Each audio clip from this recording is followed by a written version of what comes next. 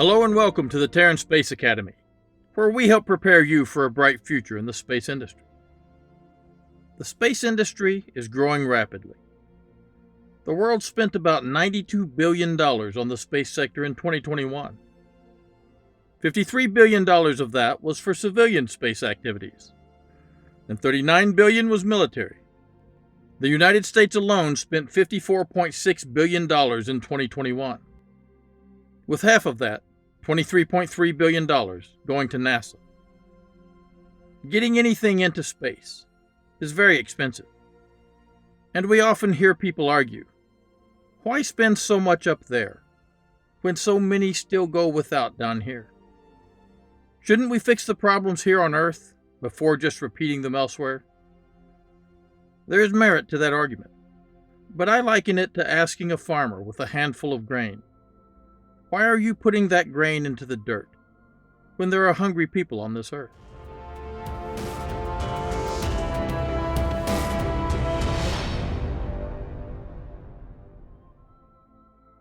The United States became a world power for many reasons. One of those reasons came just after the Soviets launched Sputnik. America was clearly behind, and staying that way would be dangerous. The United States, which had not traditionally cared that much about education, suddenly invested in schools with a focus on science, engineering, and mathematics. They also started investing in colleges and universities, expanding funding for rocket and space research. The goal was to match or surpass the accomplishments of the Soviets. By the 1960s, this investment was starting to pay off, and we still benefit from these technologies today. Smaller control systems were needed if the Apollo capsule was to make it to the moon, and the silicon diode was developed, with integrated circuit cards, to help turn this into this, which is why we have these. Smaller computers helped, but power systems were needed.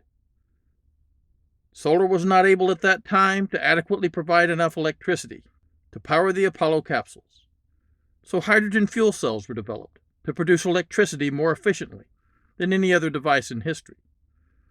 When you see a fuel cell vehicle driving down the road, this research is what brought them from paper to reality. Monitoring the health of astronauts was vital and needed to be continuous. Telemetry was developed to make this possible. This same telemetry monitors our patients in the ICU of every hospital on Earth. These are well-known examples, and there are many more. NASA, in fact, has an entire office dedicated to technology transfer. The sole job of the Technology Transfer Program is to transition NASA research into useful products. This alone has benefited the American economy to an amazing degree, usually calculated to be about $7 of return for every $1 invested. There is hardly anything you can invest in with this type of payoff. NASA is in fact at its best when it's benefiting all of humanity by doing basic research. The Hubble and James Webb Space Telescopes are clear examples. This research doesn't just benefit the United States. The recent success of the Pangea aerospike engines was because of an alloy developed at the NASA Glenn Research Center. Everyone on Earth has benefited from cellular and GPS technology. And there is a new space race today, not just to prove a point, but to realize the resources of the solar system. Half a century ago, Americans failed to develop a colony on the moon because they didn't have to. There was no real competition in space after the failure of the Soviet lunar program. But there is now. The United States had refused to let China participate in the International Space Station, fearing that China would learn too much and be able to compete with the U.S. in space. But the United States had no problem letting Russia participate. In fact, the International Space Station could not have been built at that time without them. The space station flies at an orbital inclination of 51 degrees, to match Baikonur, not 28.5 degrees, which would match Cape Canaveral. The first module placed was built in Russia, and America has, until recently, depended on the Soyuz spacecraft to get our astronauts safely into orbit after the shuttle was retired. Now Russia has agreed to share all of that technical expertise and experience with China. While Russia benefits from China's economic power and industrial innovation, China is right now developing this. This is a 1 megawatt nuclear reactor. Nuclear is the future of space exploration. You can update your knowledge of nuclear power systems for space exploration here. This power system is being developed by the Chinese Academy of Science and will outclass anything the United States has been working on in this area. A dependable source of power is critical to the success of any off-world colony, and access to this technology will revolutionize space travel. A nuclear thermal rocket is twice as efficient as a chemical rocket, meaning you could get twice as much mass to Mars with the same size ship. But nuclear electric is even more efficient. This is what a nuclear-powered spaceship could look like. This is what China is designing. Nuclear power allows a ship to have even more advanced propulsion systems. And the Chinese plan to pair this power system with these. These are magnetoplasma dynamic thrusters. This technology is covered in depth in this lesson. These engines are 3 to 9 times more efficient than even the Raptor or RL-10. How can the U.S. possibly compete with systems like these? Last lesson, we looked at a concept for fusion propulsion that had been developed by Professor Slough. This system used magnetic fields to rapidly compress fuel pellets to fusion conditions. NASA built and tested some of these devices. Fusion energy has the potential to be much more efficient than even fission nuclear systems. But these systems take an enormous amount of energy to reach fusion conditions. Of all the fusion systems built around the world, none have come close to producing more energy than it took to get them running. The break-even point for fusion reactors is called Q. When Q is greater than 1, we are getting more energy out than we put in. The U.S. National Ignition Facility achieved a Q of 0.7 in 2021, using lasers to blast a fuel pellet. But the Q value doesn't include all the power needed to run the facility, just what is going into the lasers themselves. A Q value of 10 is needed to be commercially viable. When you are building a power station, you are not just competing with your own technology. You are competing with every other way to make power. Coal plants are cheap, but produce greenhouse gases. Solar is cleaner, but is limited by daylight and surface area. Fission nuclear plants solve both problems, but right now are large and expensive, as well as dangerous if an accident occurs, like Chernobyl and Fukushima. Fusion systems are safer and cleaner, but these systems have not yet been successful, and can be just as massive as a fission reactor. The International Thermonuclear Experimental Reactor, or Iter, is one of these massive fusion projects, with nations all over the world contributing to its construction.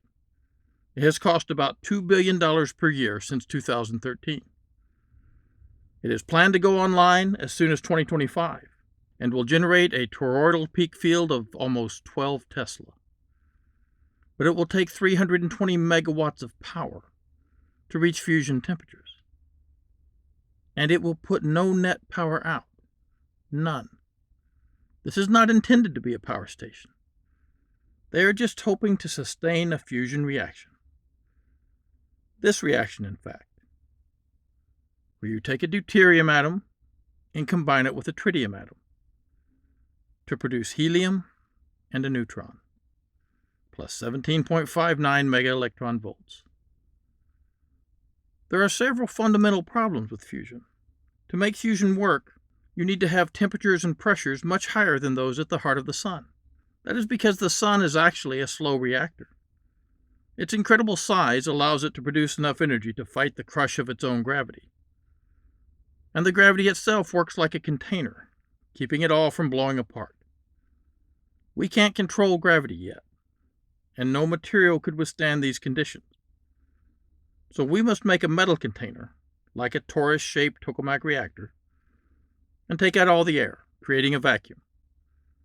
Then we ionize our fusion fuel and use magnetic fields to keep it away from the walls, limiting heat transfer.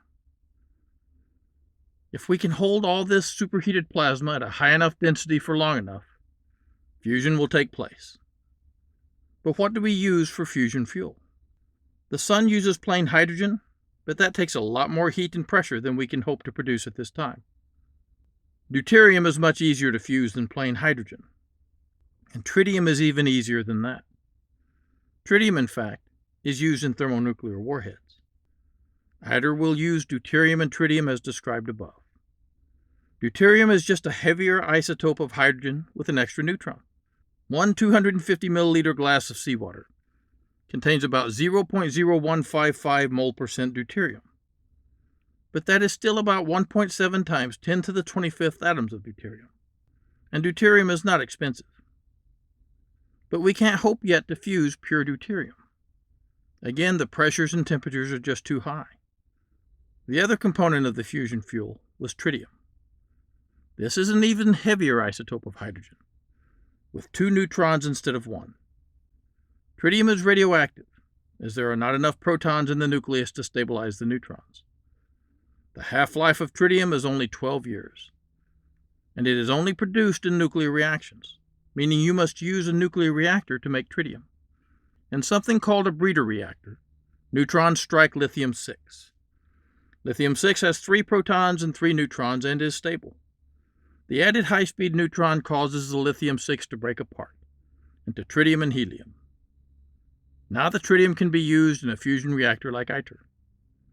But while deuterium is relatively cheap, you can order it online for about $350 per kilogram. Tritium costs about $10 million per kilogram. And Iter will need a lot of this fuel. This does not look like a cheap way to make energy. Other companies are trying to find a way around these problems. We discussed the spark reactor from MIT, which is partially funded by Jeff Bezos. The spark uses high-temperature superconducting magnets to contain the fusion plasma in a smaller space with much higher density. This would decrease the amount of overall power you have to put in. They hope to be able to eventually produce 50 to 100 megawatts of power with a Q of 10.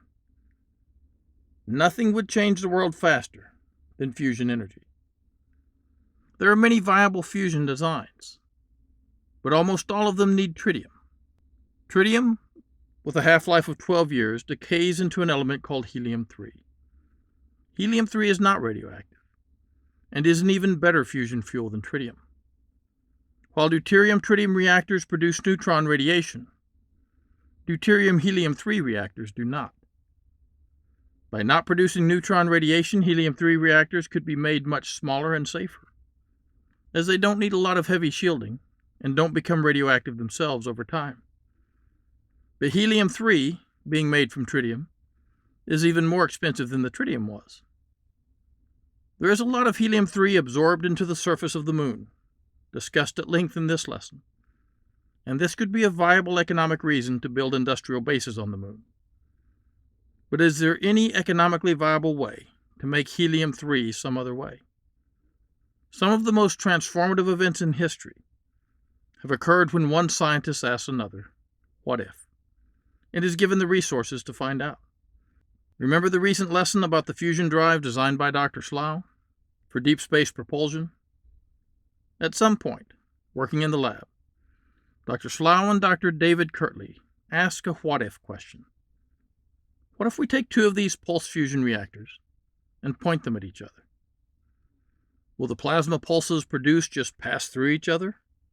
Or will they collide, producing a brief volume of incredible density and energy? Combining magnetic confinement, which creates and controls the initial plasmas, with inertial confinement, here in the center where the plasmas collide, was a brilliant idea. This was the birth of Helion Energy. Helion was founded in 2013 by Dr. David Kirtley, Dr. John Slough, Chris Peel, and George Votrubeck. After 5 years of work with deuterium fusion, they were able to produce 6.4 times 10 to the 18th kiloelectron volt seconds of energy per cubic meter. This won them an Advanced Research Projects Agency funding to develop staged magnetic compression of field reverse configuration targets to fusion conditions. The device looks like a giant dumbbell. Plasma is produced in these torus sections, then pulsed into what we'll call the center reaction chamber, where they collide and are further compressed by powerful magnetic fields. It is here that the fusion takes place. The fusion energy expands the plasma into two jets that stream back out into these magnets. Just like when we use magnetic brakes to recoup energy from an electric car, these magnets slow the plasma down, generating more electrical energy than was put in. By 2021, the company had completed its sixth prototype, able to pulse once every 10 minutes. Pulsing over 10,000 times in 16 months and reaching 100 million degrees Celsius, at which time Helion acquired $500 million in Series E funding. A seventh prototype, called Polaris, is being constructed and will be able to pulse up to once every second, with an eighth prototype called Antares being designed with an additional $1.7 billion of funding tied to benchmarks. What will this technology make possible? It turns out that deuterium fusion rarely forms helium-4, but more often makes helium-3 or tritium. That makes this reactor, only 12 meters long and 3 meters tall, a very valuable machine. It can produce tritium to sell to other companies to use in their tritium-deuterium reactors, helping to solve Earth's energy needs. But more importantly, it can produce helium-3 here on Earth. What can we do with helium-3? Remember that helium-3 deuterium fusion is aneutronic, not putting out hardly any neutron radiation. This removes the requirement for heavy shielding. Imagine one of these reactors on the ground steadily producing helium-3. 10,000 liters of helium-3 would have a mass of less than 1,000 kilograms, or just 1 ton.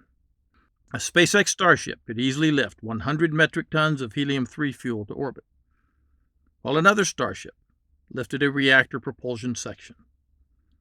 These would dock in orbit, creating a fusion drive with 100 tons of propellant.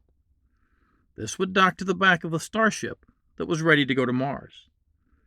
The Starship would only need to carry enough methane and liquid oxygen propellant to land on Mars. To start the trip, the fusion reactor would be ignited. This reactor would have one torus open with a magnetic field nozzle for a high-thrust departure. The faster you accelerate to high speed, the shorter your trip. Power for Starship operations would still be recovered in this torus.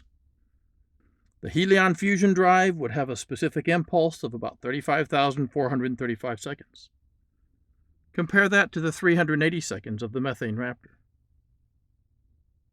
The Helion drive could get us to Mars in about 30 days.